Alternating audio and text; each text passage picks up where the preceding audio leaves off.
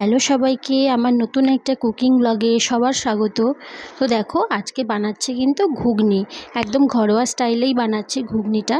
তো ফার্স্টেই আমি মটরগুলোকে কালকে রাত্রিরে ভিজিয়ে রেখে দিয়েছিলাম, ওই 7-8 ঘন্টার ব্যবধানে ভেজালেই হবে।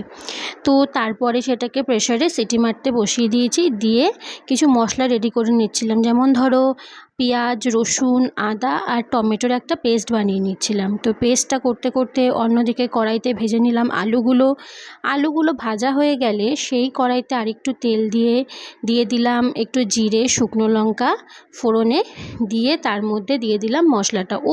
তারপরে কিন্তু একটু গোটা গরম মশলাও দিয়েছিলাম।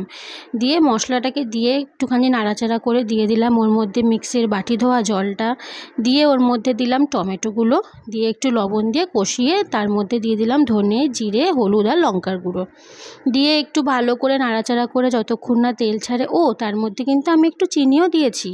দিয়ে ভালো করে নাড়াচাড়া করে যখন দেখবেন যে তেল ছেড়ে আসছে, তখন দিয়ে দেবেন কিন্তু আলুগুলো।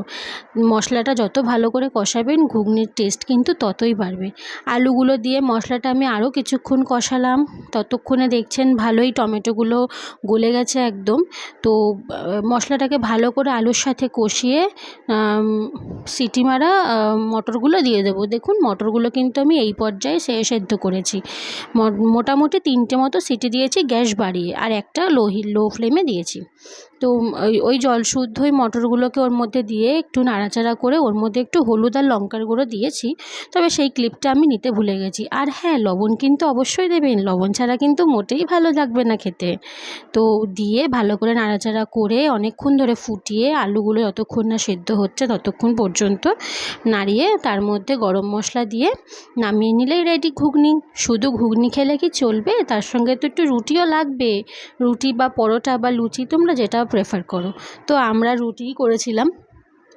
রুটিগুলোকে ভালো করে নিয়ে এপিঠ ওপিঠ সেঁকে, সবাই জানো কীভাবে রুটি করতে হয়। আমি কিন্তু রুটি ভালো গোল করতে একদমই পারি না। আমি প্রথমে 2টো বানিয়েছিলাম, তারপরে রাত 2-3টে আমার শাশুড়ি মা বানিয়ে দিয়েছিল। উনি কিন্তু রুটি করতে একদম এক্সপার্ট। মাদের মতন কি আর করা যায়? যেমন আমার মা রুটি ভালো করতে পারে, তেমনই আমার শাশুড়ি মা। তো চলো, রুটিগুলো হয়ে গেছে, এবার আমার হাজব্যান্ডকে খেতে দিয়ে দিই। ঘুগনির ওপর একটু পেঁয়াজ, কাঁচা লঙ্কা আর একটু ঝুরি ভাজা না হলেই নয়। লেবুটা ছিল না, তবে লেবুটা দিলে কিন্তু খুবই ভালো লাগে ঘুগনি খেতে। তার সঙ্গে 2টো রুটি দিয়ে চলো ওকে দিয়ে দিই, আর ওর রিয়াকশানটা দেখে নিই কেমন হয়েছে। ওর কিন্তু ঘুগনিটা খুবই ভালো লেগেছিল, আর আমাদের সবার ঘুগনিটা ভালো লেগেছিল। ঝালও আমি কম দিয়েছিলাম, যার জন্য আমার মেয়েও খেতে পেরেছিল। তো তোমরাও বাড়িতে বানিয়ে খাবে আর জানাবে কেমন হয়েছে। Follow for more.